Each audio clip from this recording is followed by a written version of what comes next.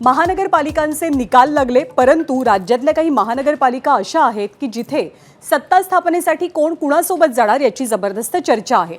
राजकारणामध्ये एक वाक्य सातत्याने वापरलं जातं। ते वाक्य असं आहे की राजकारणात कुणीही कुणाचा कायमस्वरूपी शत्रू किंवा कायमस्वरूपी मित्र नसतो आणि अशीच एक प्रकारे दोस्तीतली कुस्ती 4 ते 5 महानगरपालिकांसाठी आपल्याला पाहायला मिळते। त्यातली सगळ्यात पहिली महानगरपालिका म्हणजे मुंबई महानगरपालिका।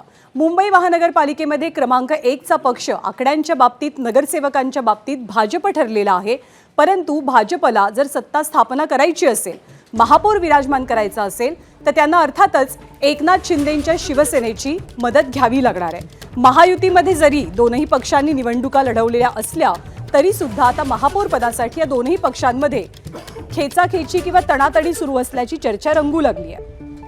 आणि केवळ मुंबईच नाही तर मुंबईसोबतच ठाणे, कल्याण, डोंबिवली, चंद्रपूर आणि कोल्हापुरात महापौर कोणत्या पक्षाचा होणार याची उत्सुकता ताणली गेली आहे। त्यातून एकनाथ शिंदेंनी मुंबईतनं त्यांचे निवडून आलेले 29 नगरसेवक हॉटेलमध्ये ठेवले आणि मुंबईतल्या राजकीय समीकरणांबद्दल उलटसुलट चर्चांनीही वेग घेतला। एकीकडे मुंबईचा सस्पेन्स वाढलेला असताना ठाण्यात तर भाजपनं 2.5 वर्षांचं महापौर पद मागत शिंदेंना कोंडीत पकडण्याचा प्रयत्न केला।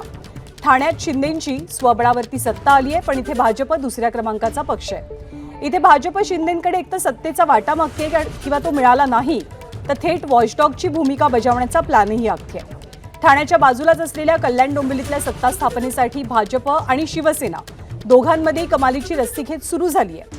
केडीएमसीमध्ये आकड्यांचं गणित जुळवण्यासाठी फोडाफोडीच्या राजकारणाला ऊत येण्याची दाट शक्यता आहे।